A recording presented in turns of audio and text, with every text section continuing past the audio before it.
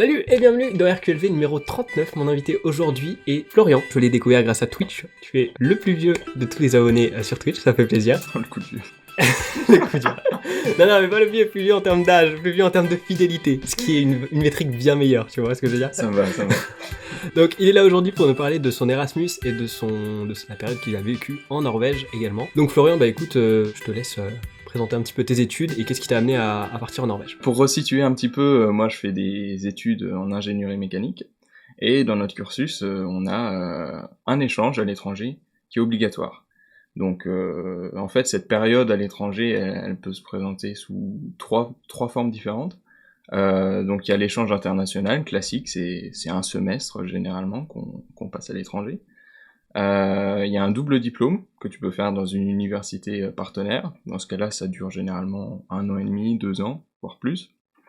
Et il y a ton stage de fin d'études en entreprise que tu peux faire aussi à l'étranger. Donc voilà. Et quand on m'a annoncé que la période à l'étranger était obligatoire, je me suis dit aïe, j'avais pas prévu ça. Et finalement, ça a été une super expérience. Donc très content d'avoir fait cette petite période en Norvège. Pourquoi la Norvège? Bah en fait, quand je réfléchis, c'est vrai. Pourquoi? Je crois que j'avais une super image des paysages qu'on pouvait trouver là-bas. Et je me suis dit, ouais, c'est vraiment le cadre d'études que je voudrais avoir. Il y a probablement aussi la vie sociale. On dit souvent que c'est un des pays les plus heureux au monde. Et tout ça, ces critères-là ont fait que je me suis dit oui, pourquoi pas, la Norvège, le froid, la neige, allez, on y va. J'avais fait plusieurs candidatures.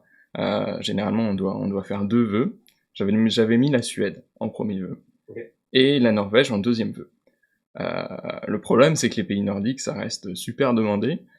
Et quand on a eu les premiers résultats, que j'ai vu qu'il y avait peut-être une trentaine de candidatures pour 4 places en Suède, c'est sur classement évidemment, je me suis dit, là ça va pas trop passer, on va se rabattre sur la Norvège, et j'ai pas regretté du tout le choix là. Voilà. Ok. Et du coup, donc t'as l'air d'avoir choisi un peu la Norvège aussi par rapport à tes a priori en gros que t'avais sur le pays. Est-ce que t'as fait des recherches aussi en amont pour être sûr entre guillemets que c'était un choix pertinent, ou est-ce que c'était vraiment tu partais du principe que tes a priori étaient bons, tu vois? J'ai fait un tableur Excel. Je ne sais, ça me semblait un peu étrange que... En fait, on a un certain nombre d'universités partenaires où tu peux aller avec mon école. Donc c'est pratique déjà, ça te donne toute une liste d'endroits où tu peux faire ton échange. Et j'avais fait toute cette liste, j'avais éliminé d'abord les pays où je voulais pas aller. Donc là, on est clairement sur des a priori, hein, il faut le dire. Mais l'objectif, c'était quand même d'avoir une expérience à l'étranger dans un pays un petit peu différent. Je voulais pas me contenter d'aller en Suisse, en Belgique, dans des pays qui sont relativement similaires à la France.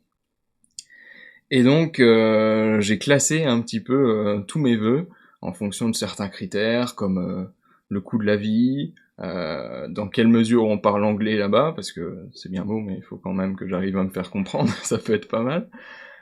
Niveau nourriture, niveau logement, comment ça se passe. Je me rappelle plus tous les critères précisément, mais ouais, j'ai établi un classement comme ça, et au final, il me restait une dizaine de choix qui étaient à peu près équivalents, et j'ai fait mon choix là-dedans en fonction des critères que j'avais établis. Ok, ouais, il me semblait bien que ça devait être un truc réfléchi, ça me paraissait étrange, ouais. Ouais, c'était pas tellement sur un coup de tête. Je fais rarement les choses sur un coup de tête. Et du coup, t'as dit que la part d'anglais qu'il y avait dans le pays était importante pour toi, parce que du coup, tu parlais déjà bien anglais, ou t'as vraiment, genre, tu t'es beaucoup amélioré à travers ce voyage? Alors, dans mon esprit, je parlais pas trop mal anglais. Ouais. Quand je suis arrivé, je me suis dit, aïe, ça va être compliqué. Mais en Norvège, bon, j'avais vu des chiffres qui disaient que, en gros, 80% de la population parlait couramment anglais. Et en fait, je me demande pourquoi 80 et pas 100%, parce que c'est vrai que quand je suis arrivé, j'ai jamais eu aucun mal à me faire comprendre. Enfin, en tout cas, tout le monde parlait très bien anglais, donc absolument pas de souci. Et même si quand tu vas dans les supermarchés, dans les magasins, tout est en norvégien, il n'y a pas vraiment d'aide. bon, t'arrives quand même à te repérer et tu peux être aidé. C'est pas si difficile que ça. Et t'as pas essayé du coup d'en profiter pour apprendre un peu de norvégien, tu vois? Bah, c'est-à-dire que j'ai pas fréquenté énormément de Norvégiens. Ok. Du coup, on est resté énormément entre étudiants internationaux. Les Norvégiens étaient un petit peu de leur côté.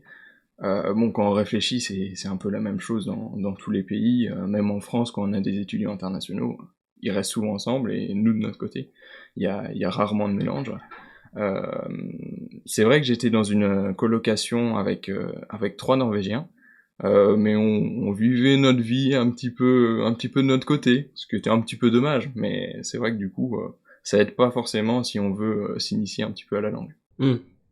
Ok. Et du coup, dans ta classe, t'avais que des internationaux ou il y avait aussi des norvégiens? Non, c'était tout mélangé. Ok.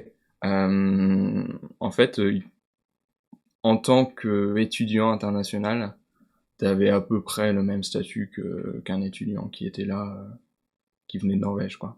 Dans le sens où il n'y avait pas de régime particulier, de tolérance particulière pour ceux qui venaient de France ou d'ailleurs, parce qu'on considérait que tu parlais bien anglais, tous les cours étaient en anglais de toute manière, donc bah, tu savais te débrouiller et il n'y avait pas d'excuses en gros.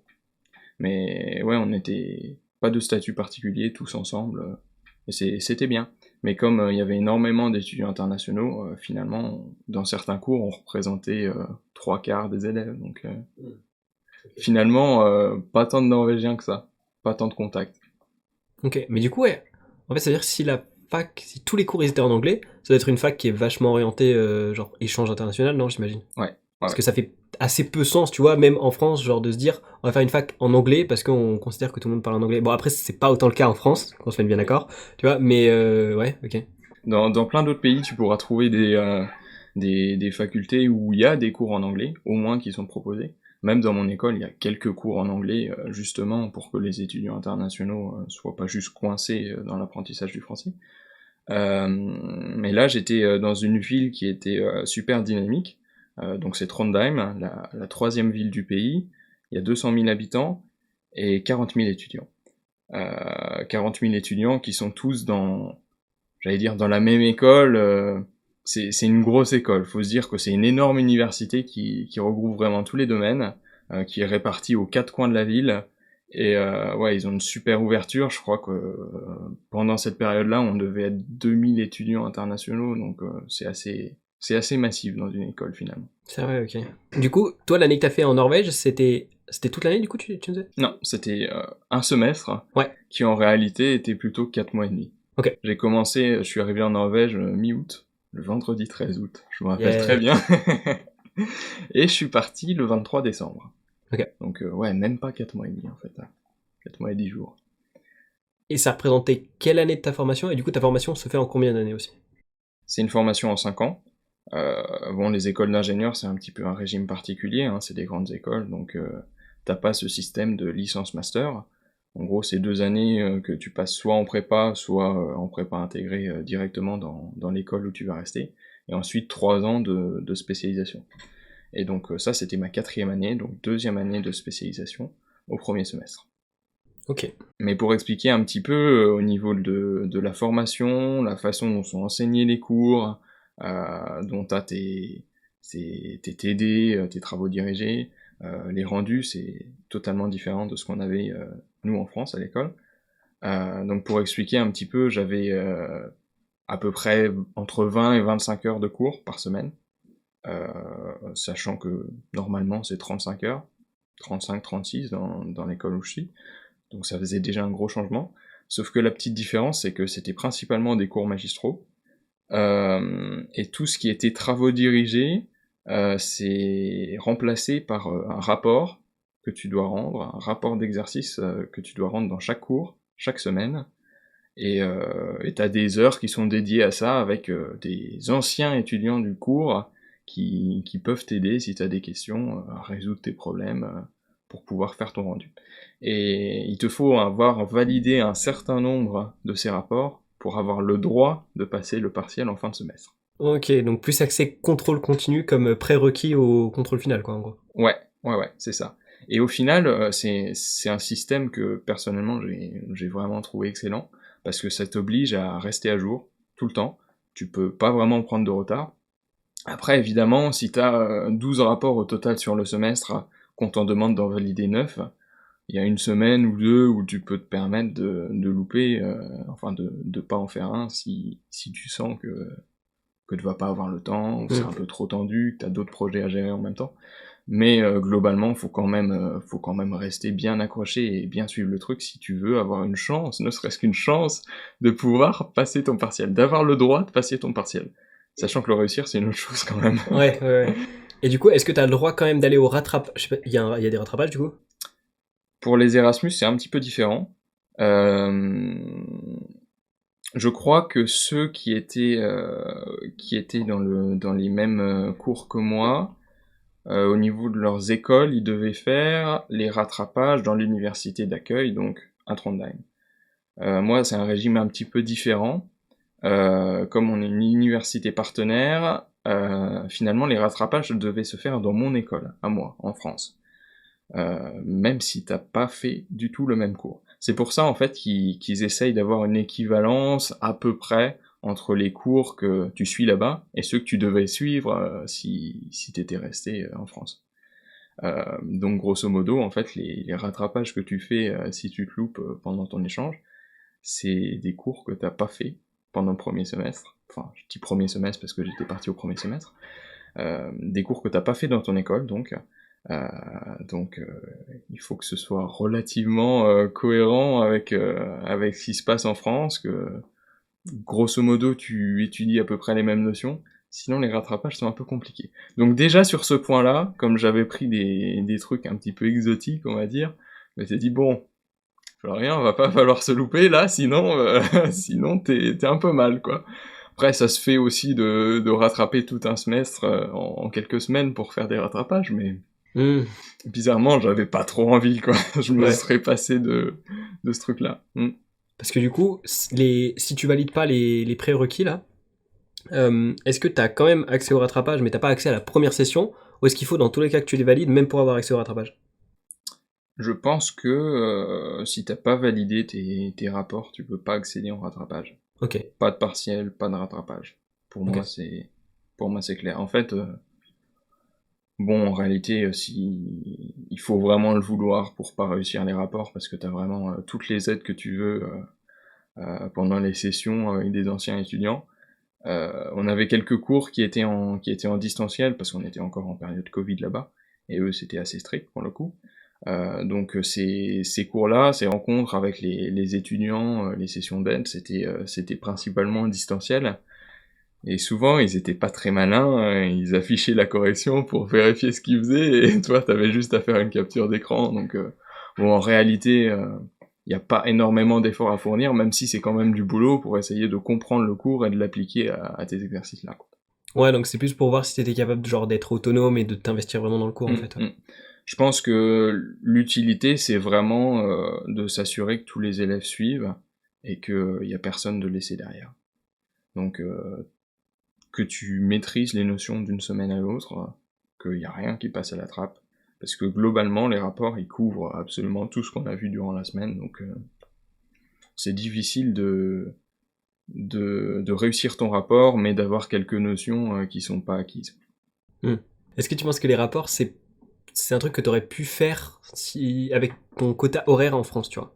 Genre dans le sens où t'as quand même plus d'heures dans la semaine, est-ce que c'est un truc qui te paraît faisable quand même avec ce système-là ou pas? Clairement pas. Ok. C'était viable parce que justement, t'avais moins d'heures à faire dans ta semaine, donc t'avais le temps pour faire des rapports. Et grosso modo, le travail que tu fournissais dessus, ça te permettait de revenir à peu près au même quota horaire que les cours en France. Après, c'est mon exemple, il y en a qui l'ont vécu complètement différemment, et pour eux, soit il y avait pas grand-chose à faire, donc au final, t'avais énormément de temps libre, soit il y avait trop à faire, les rapports à gérer en plus, c'était juste pas vivable, et ça te faisait énormément d'heures, quoi. Mais je crois que dans les fiches de description des cours, ils attendaient que pour chaque cours, tu fournisses 12 heures de travail personnel par semaine. 12 fois 4, 48 heures, ça fait beaucoup. Ouais, tu m'étonnes. On était loin du compte quand même, je te rassure. Ouais, mais souvent c'est ça. Ça faisait pas du tout 12 heures de travail personnel par semaine. Après, évidemment, ouais, ça dépend des niveaux de chacun, du temps que tu prends, de l'aisance que tu as avec les exercices qui sont donnés.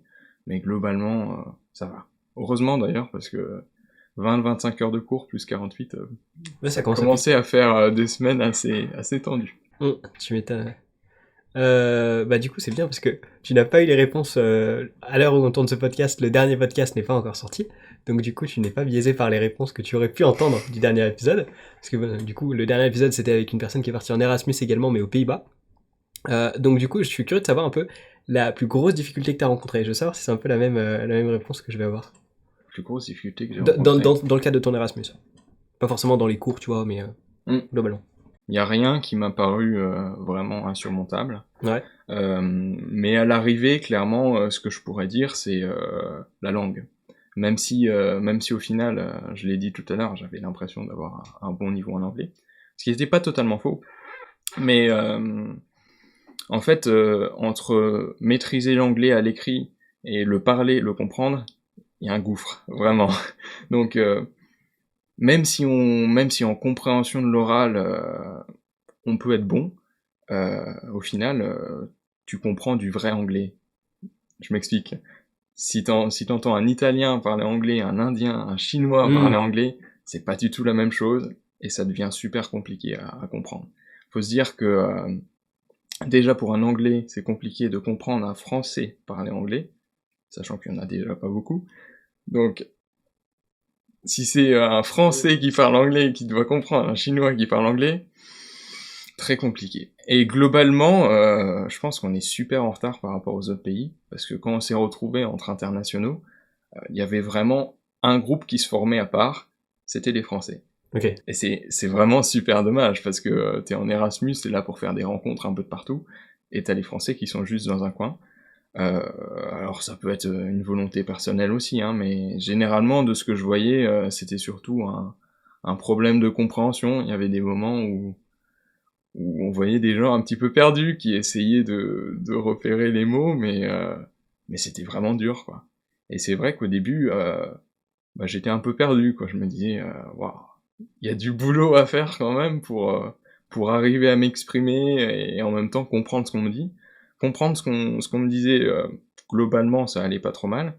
On avait des Allemands qui parlaient super bien anglais, les Espagnols, globalement, c'était très bien aussi, donc de ce côté-là, pas trop de soucis. Mais pour s'exprimer, il faut passer quand même le cap du je réfléchis à tout ce que je vais dire et j'essaye de construire des phrases avec toutes les bonnes conjugaisons, tous les bons accords, tout ça. Et il faut passer ce stade pour se dire bon, on va mettre ça un peu de côté, je vais juste me faire comprendre et puis ça va aller. Et au final, assez rapidement, on s'y fait. Avec l'entraînement, d'être tous les jours immergé là-dedans, ça devient une habitude. L'anglais, c'est vraiment la première langue qui devient finalement. Et ça devient de plus en plus fluide et ça progresse vraiment super vite à partir du moment où t'es lancé. Mais en vrai, c'est ouf, genre qu'il y ait autant une différence, tu vois, de niveau. Est-ce que tu as remarqué ça avec d'autres pays aussi, enfin, des étudiants d'autres pays, du coup, ou pas du tout? C'est vraiment la France. Globalement, on en a bien discuté. Ouais. Les Français, c'est ceux qui se font reconnaître tout de suite parce qu'ils savent pas parler anglais. Vraiment, vraiment, on te reconnaît tout de suite. Hein. C'est terrible. Le plus Mais au niveau de l'accent ou au niveau du vocabulaire et de la formulation des phrases? J'ai envie de dire les deux, mais globalement, vocabulaire, si tu regardes l'Allemagne, l'Italie, l'Espagne, ils ont pas énormément plus de vocabulaire, mais ils ont beaucoup plus de pratique à l'oral. Et ça fait vraiment toute la différence, parce qu'à l'étranger, c'est bien beau de savoir dire des mots super compliqués, mais si tu sais pas parler correctement, en enlevant ton accent français hideux, tu te feras juste pas comprendre, quoi. Les gens vont te regarder. Qu'est-ce que tu fais là? Je ne comprends pas ce que tu dis. Des fois tu répètes, ils comprennent toujours pas, donc tu dis bon j'abandonne, je laisse tomber, et puis voilà. Et vraiment le plus beau compliment qu'on puisse te faire là-bas, c'est de te dire ah mais t'es français? Bon, j'avais pas remarqué. Ça, c'est vraiment génial. C'est le meilleur truc qu'on puisse te dire. Là, gros boost de Lego, là. Ça me tue toujours autant quand même que de constater que... Enfin, pour moi, tu vois, c'est genre, c'est connu depuis longtemps, tu vois, que les Français sont nuls en anglais. Et je me disais, bon, c'est un cliché, mais c'est bon, c'est passé, tu vois, il y a un moment où, genre, on s'est réveillé. Bah non, du Non. coup, c'est parce que t'es Non. parti l'an dernier, quoi, concrètement. Donc, Oui, c'est pas si lointain que ça, finalement. ouais, c'est ouf quand même. Et c'est vraiment dommage. Déjà parce que t'es carrément autonome quand tu vas à l'étranger. Bon, en réalité, il y a un certain nombre de pays où ils parlent pas énormément anglais, donc c'est toujours un petit peu compliqué. Mais généralement, ça te permet de te sortir d'à peu près toutes les situations, quoi. Et puis, d'autre part, là on s'écarte un petit peu du sujet, mais voilà, je fais une petite parenthèse, parce que l'anglais, c'est un petit peu la source de l'information, on va dire. Dans le sens où, je dis ça parce que moi je suis dans une filière qui est scientifique, et des documents de recherche, t'en trouves en français, mais quand t'entres dans des sujets un peu compliqués, tu trouveras rien qui est pas en anglais. Et si ça, t'es pas capable de le comprendre, c'est compliqué pour avancer un peu plus dans tes connaissances, dans tes travaux. Donc c'est vraiment finalement une clé qui te permet de mieux comprendre le monde. Bon, Mm. je fais de la philosophie, c'est pas Ouais. mal. Non, mais c'est bien parce que du coup, tu rejoins exactement Léa dans ce qu'elle nous disait sur le podcast précédent. Donc Ok. là-dessus, ouais. C'est cool. Mais ouais, en vrai, par contre, je te rejoins de fou sur le fait que la pratique à l'oral, c'est assez perturbant. Parce que moi, mes premières expériences, du coup, c'était avec, je crois, mon correspondant. Même si je pense que mon accent est ok, en termes de vocabulaire, c'est quand même dur de trouver des phrases, tu vois, des formulations et tout. Et c'est vrai que les premières fois que tu passes à l'oral en échange libre, c'est assez compliqué. Peut-être parce qu'on ne le fait pas assez en cours, en fait. Dans le sens où c'est toujours dans un cadre donné. C'est, voilà, préparer un oral à 1, 2, 3 sur tel thème. Voilà, vous interagissez et tout. Mais c'est toujours très scripté à l'avance et c'est rarement de l'improvisation, tu vois. Et je pense que ça, c'est un peu problématique pour notre apprentissage. Ok. Après, je suis en train de remettre en question tout le système éducatif français. C'est parti, on est là. Non, mais on est d'accord, on est d'accord. Mais globalement, je dirais que niveau vocabulaire, j'ai pas énormément progressé. C'est surtout compréhension de l'oral et expression orale. Et en termes d'accent, t'as senti que tu t'es amélioré ou pas? Ouais. Parce que du coup, t'étais Ouais, peut-être ouais. pas forcément exposé à l'accent le meilleur, entre guillemets, vu que t'avais des gens un peu de partout dans le monde. Mais est-ce que ça t'a quand même aidé un peu? Ouais, je pense. Je Ok. pense carrément. Avant de partir, il y a toujours un test, je sais plus si ça s'appelle OLS ou un truc comme ça, qui te propose dans le cadre de l'Erasmus, Ok. pour évaluer ton niveau d'anglais. Alors je crois qu'ils font pas expression orale. Enfin, je crois, je suis sûr d'ailleurs, parce que comment ils pourraient le faire? C'est un test en ligne, donc tu dois avoir expression écrite, des trucs de grammaire, vocabulaire, compréhension orale. Et ils évaluent ton niveau suivant les échelles C, B1, B2, C1, C2. Et ça dans à peu près tous les domaines. Et ensuite, tu refais le test une fois que t'es revenu, et tu vois la progression. Mm. Et globalement, niveau vocabulaire, tout ce qui était à l'écrit, de toute manière, j'étais déjà pas trop mal, j'étais autour de C1, C2, donc ça a pas bougé quand je suis revenu. Par contre, tout ce qui était oral, là ça a bien progressé, quoi, et ça se sent en même temps, quand t'avances dans la vie de tous les jours, que tu vois que t'arrives à te faire comprendre, déjà tu dis, on m'a compris, je vais pouvoir aller en course et revenir avec le panier plein, quoi, pour une fois. Non, j'exagère, mais ouais, tu te fais comprendre. Donc, tu vois très bien au fur et à mesure, même semaine après semaine, que ça marche beaucoup mieux, quoi. Mm. T'as pas de difficulté. Et, comme je disais, quand t'arrives et qu'on te dit, ah ouais, t'es français, toi. Ah, parfait, c'est génial. Alors, je vais te poser quand même la question, parce que tu m'as dit que ta principale difficulté, du coup, c'était le langage. Ce que Léa m'avait dit, elle, c'était pour trouver un logement. Est-ce que t'as galéré ou pas par rapport à ça aussi? Ah, oui. Ok. Pour trouver un logement, ça s'est fait de toute manière avant de partir. À part pour quelques exceptions qui n'avaient pas encore trouvé leur logement avant de partir, donc ça s'est fait sur place. Génial, niveau stress, niveau pression, c'est pas mal comme situation, je pense. Globalement, comme c'est une ville qui est étudiante, comme je disais, c'est 20% de la population, c'est des étudiants, donc niveau logement, colocation, y a tout ce qu'il faut.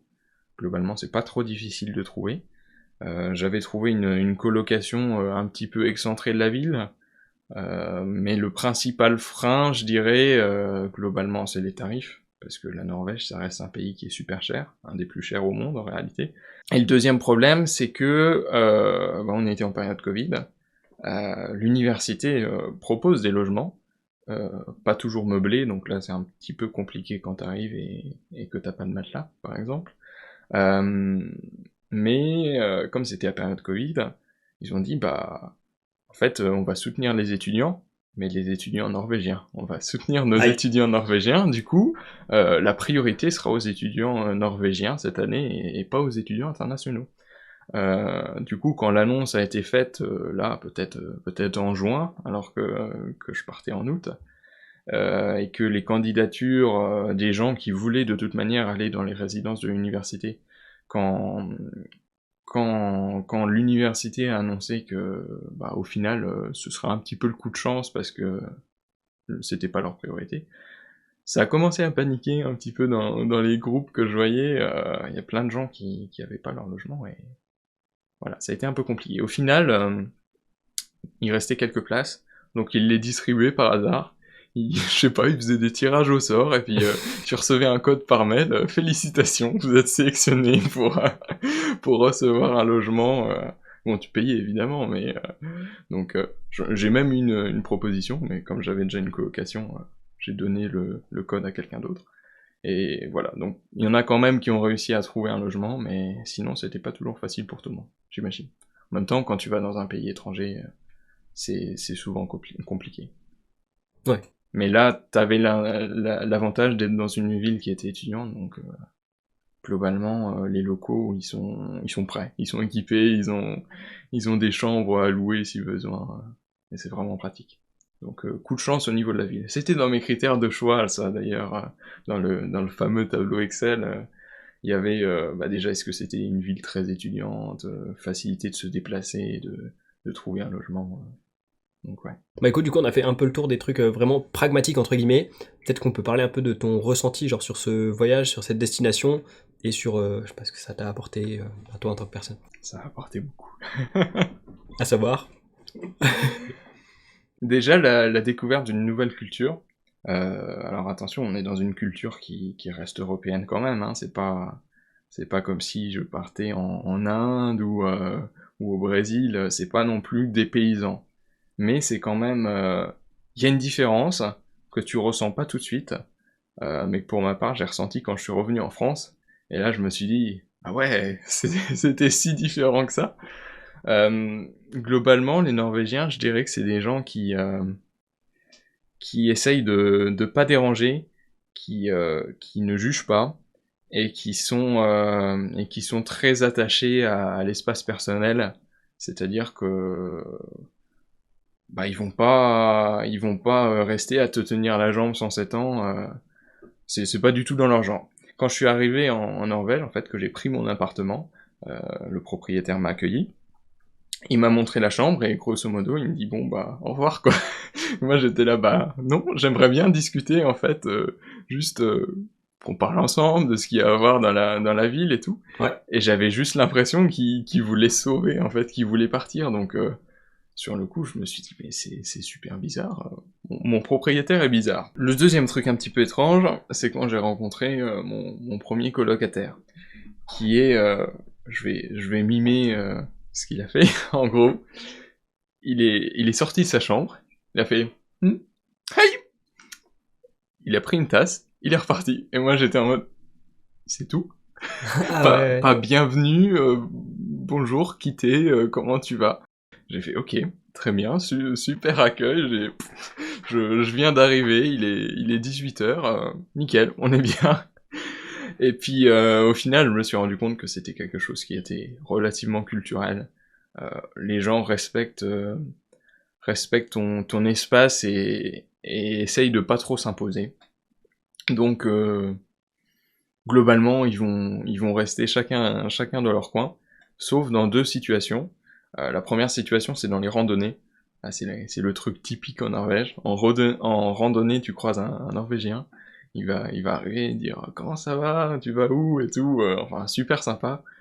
Ou dans une soirée, parce que les Norvégiens, quand ils décident de boire, ils font pas les choses à moitié. Grosso modo, c'est les deux situations où tu vas vraiment avoir des Norvégiens très, très extravertis. Ça, c'était pour les bons vieux préjugés norvégiens.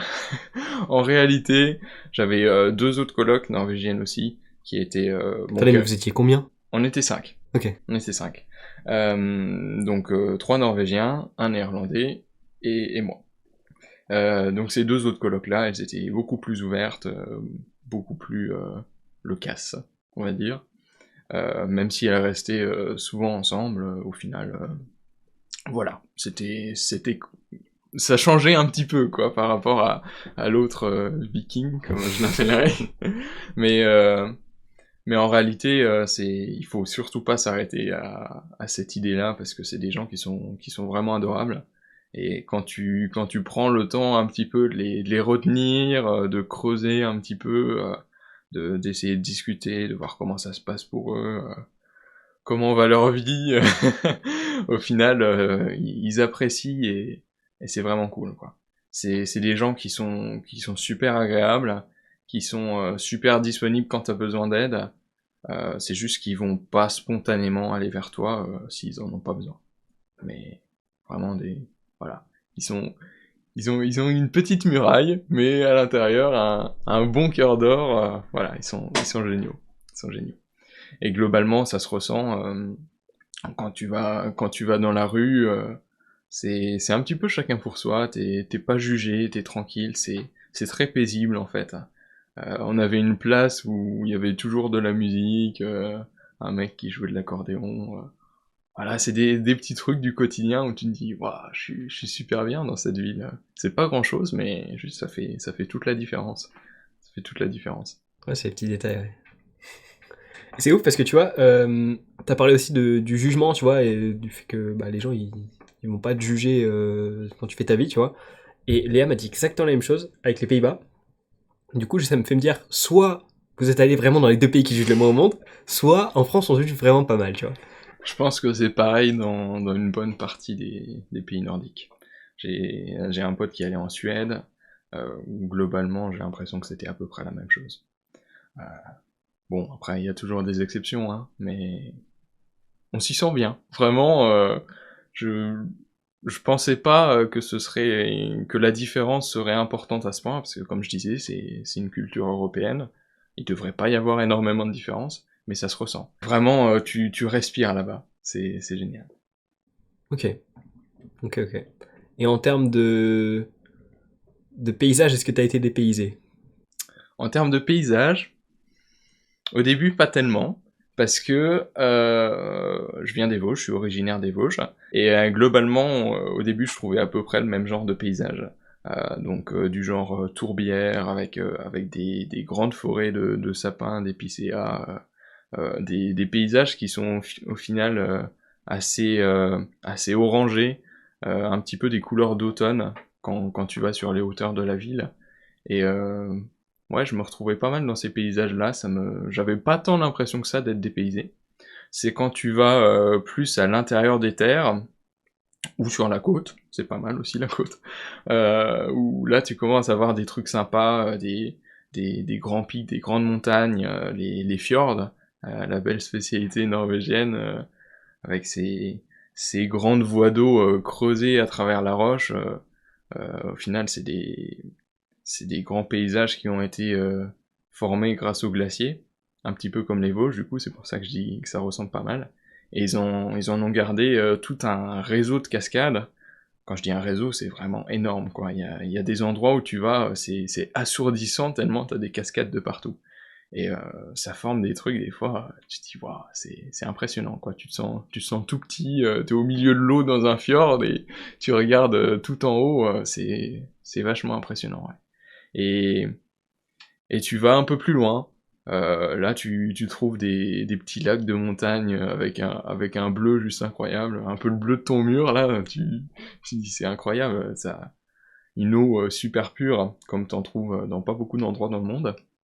Et puis tu continues un petit peu sur la route, là t'as des paysages un peu boisés, d'autres où tu te croirais un petit peu sur une grande route au milieu des États-Unis, enfin, vraiment super varié le truc, et c'est vraiment super agréable de voyager comme ça, de voir des paysages, ouais. Super expérience. Est-ce que tu t'es retrouvé à la fin avec des trucs que t'aurais aimé faire et que t'as pas pu faire? Il y a des endroits que j'aurais voulu visiter, c'est clair. Après, souvent, c'était assez loin. J'étais relativement au nord du pays, donc pour faire 200, 300, 400 km sur un week-end, c'est pas trop possible. Même si t'es en période de partiel, bon, généralement t'évites de pas trop abuser. Et ouais, toujours limité par le temps. Quand j'y réfléchis, j'aurais dû tenter de passer un petit peu plus de temps là-bas, euh, après que les partiels soient terminés.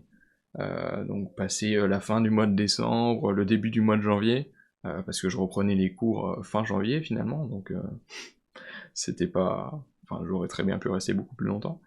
Mais bon, voilà, ça s'est fait comme ça, et je reviendrai.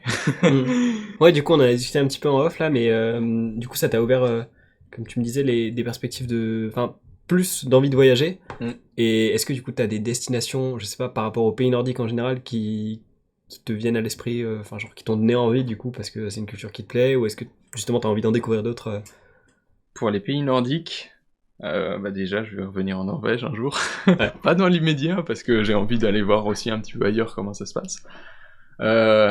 L'Islande, ça me tente bien, toujours pour les paysages. En fait, la plupart du temps, c'est pour les paysages que je veux aller dans un pays, même si je dément pas le fait qu'il y ait énormément à apprendre au niveau culturel dans un pays. Ouais, Iceland, ça a l'air d'être une dinguerie. Vraiment, je te rejoins là-dessus. En termes de L'Islande, paysage, ouais, ouais. Sinon, il y a énormément de destinations dans le monde où ça vaut le coup d'aller, je pense. Des parcs naturels aux États-Unis, ouais, ou en Afrique, pareil. Des pays de l'Est aussi, où je pense qu'il y a énormément de culture à aller chercher, que ce soit République tchèque, Pologne ou des trucs comme ça. Et puis dans les pays d'Asie aussi, où c'est relativement différent de ce que nous on connaît. Et ouais, j'ai vraiment envie d'aller dans ces coins-là. Après, c'est vrai que tu te dis, ouais, 1, 2 semaines, période de vacances, c'est pas suffisant si tu veux bien creuser le potentiel d'un pays. Sauf que c'est compliqué de partir 1 mois, 2 mois, 3 mois, Mm. surtout quand tu travailles. Donc c'est en suspens pour l'instant, mais je laisse la porte grande ouverte parce que ça m'a vraiment donné envie d'aller ailleurs, de bouger, de voir le monde, de voir ce qui nous reste, ce qu'on a, ce dont on peut profiter, c'est important, ouais. Mm. Et est-ce que ça t'a donné envie, à terme, de vivre à l'étranger, quel que soit le pays? Bonne question. Avant de partir en Norvège, j'étais pas du tout dans l'idée d'aller travailler à l'étranger. Pour moi, c'était mort. J'avais pas envie du tout. Un peu par complaisance là où j'étais finalement, je pense. Quand on est bien à un endroit, le premier réflexe c'est pas forcément d'aller voir ailleurs. Là, pour le coup, si un jour j'ai une opportunité en Norvège, je vais réfléchir un petit peu, je pense. Dans un autre pays, c'est possible aussi. À voir. Mais ouais, carrément, je laisse la porte ouverte. Surtout que maintenant que t'as confiance, t'as vécu le truc, donc tu sais que si tu veux arriver à te débrouiller avec ton anglais dans un pays, globalement, tu vas y réussir. Ça brise beaucoup de barrières. Donc ouais, là, c'est carrément plus envisageable qu'avant. Ok. Et est-ce que tu as ressenti, quand tu es revenu en France, un décalage par rapport aux autres, en termes d'ouverture d'esprit que t'as apporté la culture sur place, ou même de tes expériences que tu as pu faire là-bas? Ouais, carrément. Je suis rentré en France, je me suis dit, purée, qu'est-ce que je fais là? Qu'est-ce que je fous là? C'est pas possible. Ça m'a pris un petit peu de temps, hein. J'ai pris 2, 3, 4 semaines peut-être à digérer un petit peu le truc. Parce que, ouais, c'est là que je me suis dit, pourquoi j'ai pris un échange en fait? Dû faire un double diplôme, rester 1 an et demi, 2 ans là-bas, j'aurais été super bien. Sauf que, je le rappelle, avant de partir, pour moi, c'était même pas envisageable d'aller faire un Erasmus à l'étranger. Mm. On m'a proposé le truc, j'avais pas envie du tout de partir. J'avais un petit peu peur, j'imagine. Mais c'est vrai qu'en revenant, là, je me suis dit, en fait, je veux être là-bas, je veux repartir tout de suite. J'étais mal en prenant l'avion, c'est vrai. Et bon, finalement, on se refait un petit peu à la vie en France. Il faut un petit peu de temps d'adaptation, et puis on est reparti, quoi. Est-ce qu'il y a des points que tu as envie d'aborder dans le podcast? Déjà, la nourriture, parce que c'est important de manger, et moi je suis un gros mangeur. La Norvège, c'est pas du tout la même chose qu'en France.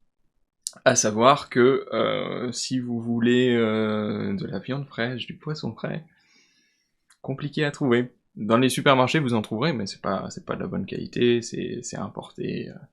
Donc voilà, c'est le bon moment pour commencer à faire une transition vers un régime végétarien, on va dire. Globalement, tout ce qui est viande poisson, justement, c'est le double de la France, niveau prix. Sur pas mal de produits de l'alimentation, en fait, tout est le double. C'est à peu près la même chose au niveau des salaires, donc ça a relativement du sens.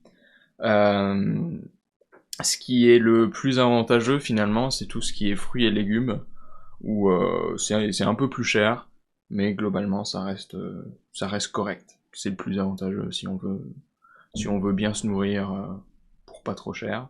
Surtout si on a un budget limité quand on est petit étudiant, là qui fait son échange en Norvège, un des pays les plus chers au monde, ouais, ça peut aider. Avec ça, il y a la bourse Erasmus quand même, qui aide pas mal. Dans mon cas, j'avais à la fois la bourse Erasmus et aussi la bourse Région. Je sais que ça fait souvent peur parce que on se dit même ça va pas suffire à couvrir toutes les dépenses qui sont liées à l'échange. Pour ma part, ça a couvert tous les excédents. Je veux dire, en combinant les deux trucs-là, ça allait, franchement. Et ça a même pris en compte ce qui était transport, donc abonnement en bus, que je prenais tous les matins, et avion.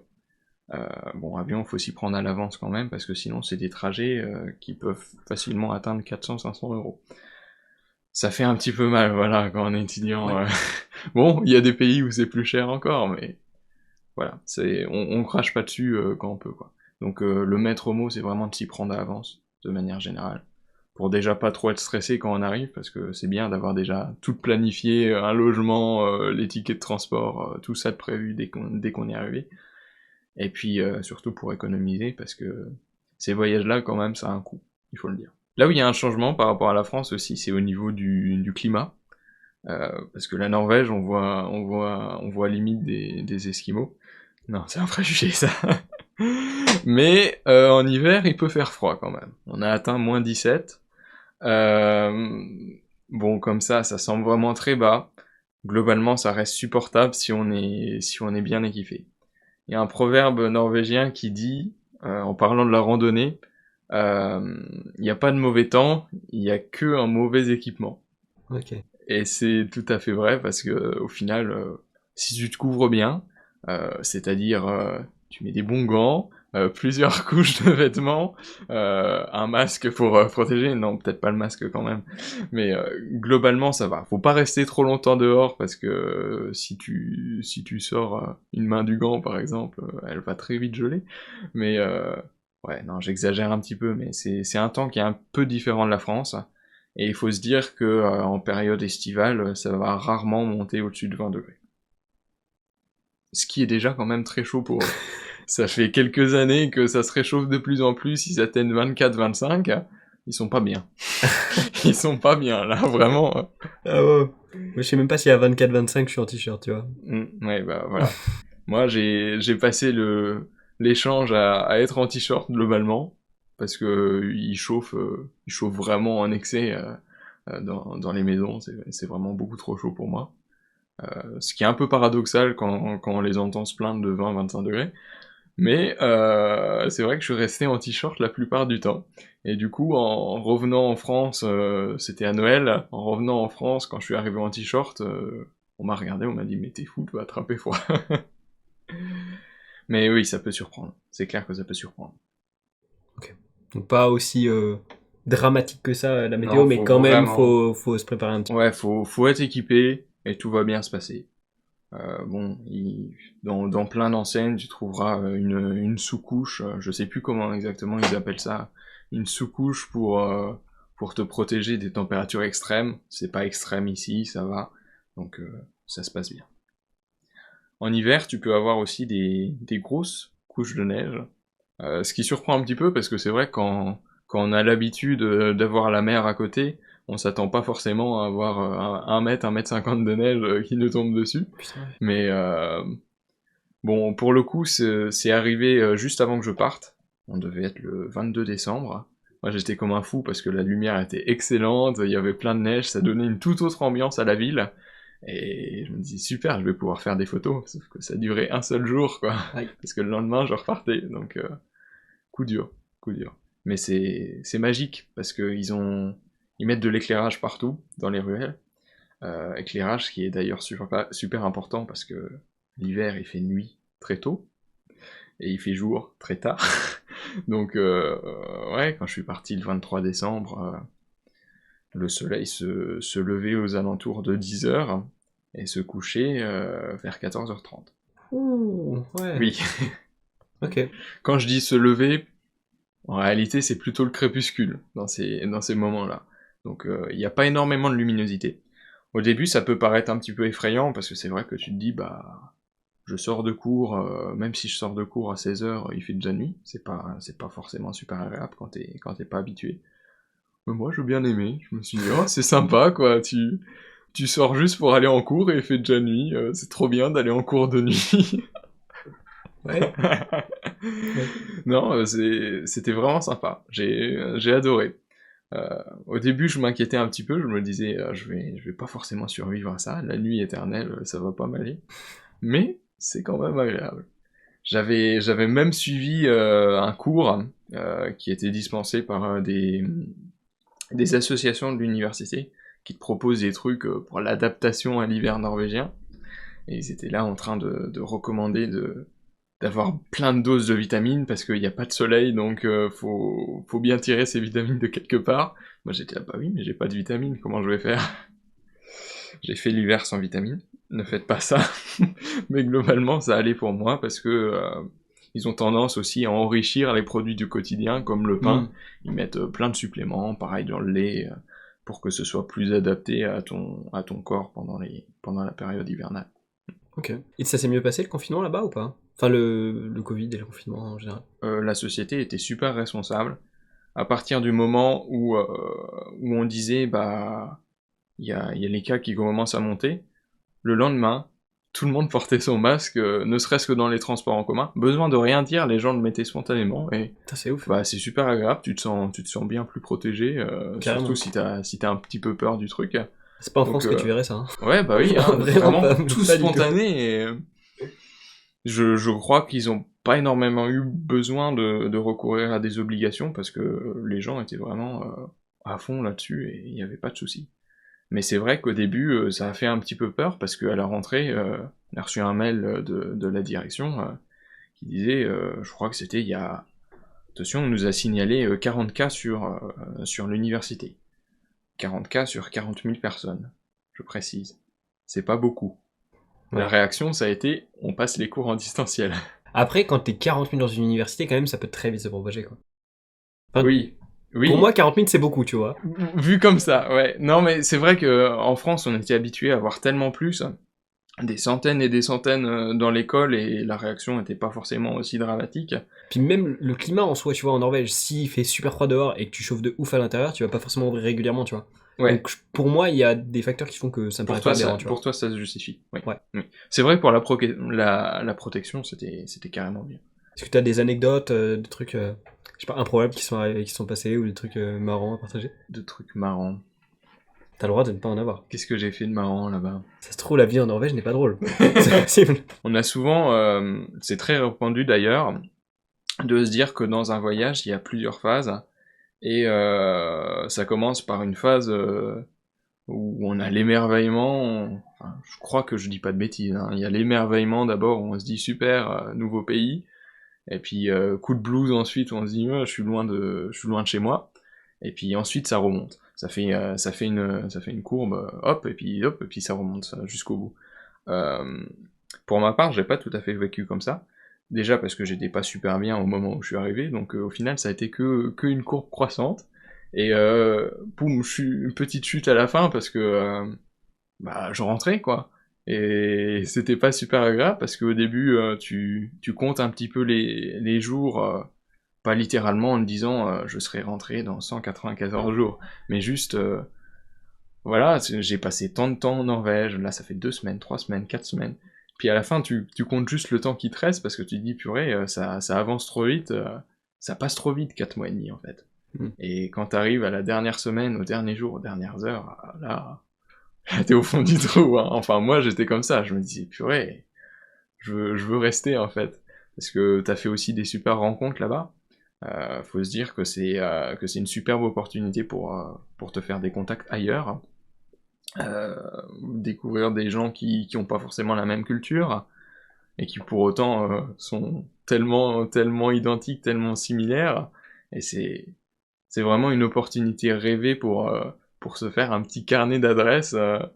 Et puis si un jour tu dis oh bah tiens je vais aller au Milan, ah bah c'est cool, il y a quelqu'un pour m'accueillir, et ouais, un petit peu cette dimension de bah je quitte des gens, peut-être que je les reverrai jamais en fait.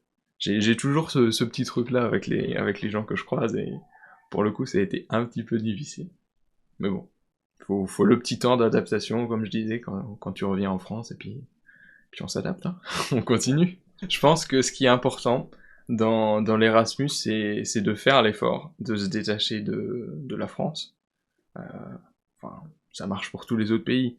Juste de se détacher un petit peu, de pas forcément rester avec les gens qui viennent de ton école, les gens qui viennent de la même région, qui ont énormément de points communs avec toi.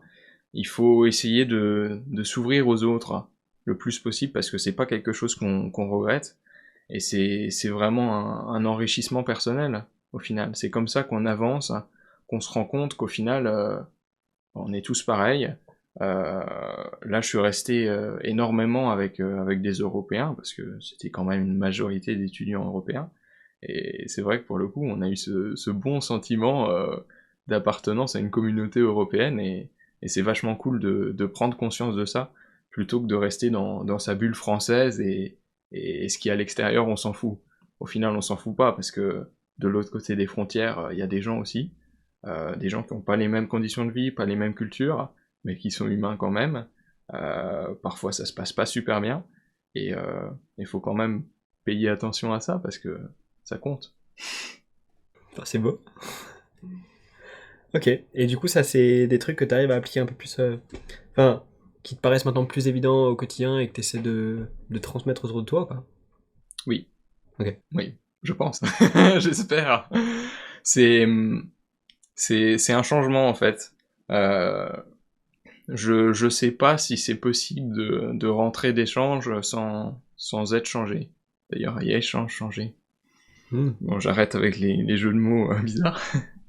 Mais ouais, c'est un enrichissement personnel, comme je disais. Il faut en profiter à fond.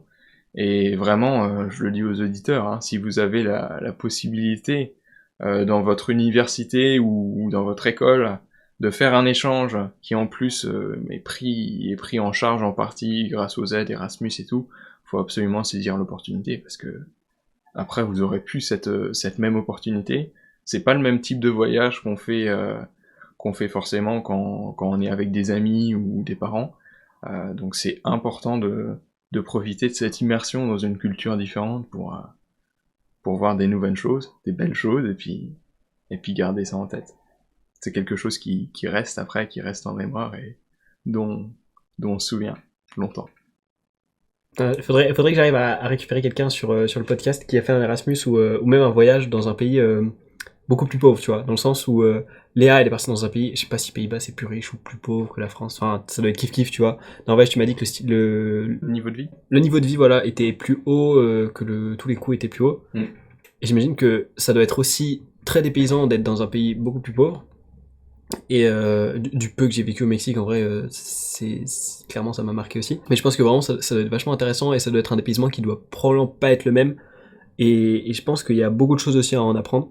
Donc ouais, si jamais il y a des auditeurs qui ont fait un Erasmus, un voyage ou autre, qui sont partis vivre à l'étranger dans un pays plus pauvre, en vrai, n'hésitez pas à me contacter sur Instagram du podcast, ça peut être le mieux, ou dans les commentaires de la vidéo, il n'y a pas de souci. Comme vous voyez, de toute façon, Florian, c'est une personne que je connaissais pas entre guillemets IRL à la base. On s'est découvert grâce à Internet, c'est aussi la magie d'Internet. Et voilà, ça m'a fait plaisir de t'avoir aujourd'hui sur le podcast. Mais comme tu dis, je pense que c'est vraiment une expérience encore plus édifiante d'aller dans un pays où le niveau de vie est inférieur. Je connais de réputation quelques gens qui ont fait ça, et c'est un petit peu apprendre à vivre moins tout en étant toujours heureux. Et je pense que ça aussi, ça change profondément le mode de vie quand tu reviens. Tu dois être encore plus dépaysé du coup quand tu reviens en France, hein. Et on peut en tirer pas mal de leçons, je pense. Pas mal de leçons d'humilité et de vie. Donc voilà, vous l'aurez sûrement compris à travers les 2 podcasts, il y a beaucoup de choses à apprendre certainement de partir à l'étranger. Et je dis ça, mais en vrai, je suis parti que dans des cadres scolaires ou colonies de vacances ou quoi. Mais du coup, c'est vraiment intéressant d'avoir des personnes qui sont parties pour le coup pendant une longue période. Bah du coup, merci d'avoir suivi le podcast. Comme d'hab, vous avez tous les moyens de me soutenir avec le like, laisser une review sur les plateformes d'écoute. Vous pouvez le partager à quelqu'un si ça l'intéresse. Si ça prête à partir en Norvège, il y a peut-être des points qu'il vaut mieux qu'il sache à l'avance. On se retrouve probablement dans 2 semaines du coup pour un prochain podcast. Je ne le dis pas avec certitude malheureusement cette fois. Mais voilà, merci de m'avoir écouté jusqu'au bout. Merci de nous avoir écouté jusqu'au bout. Et puis à la prochaine. Ciao. Merci, salut.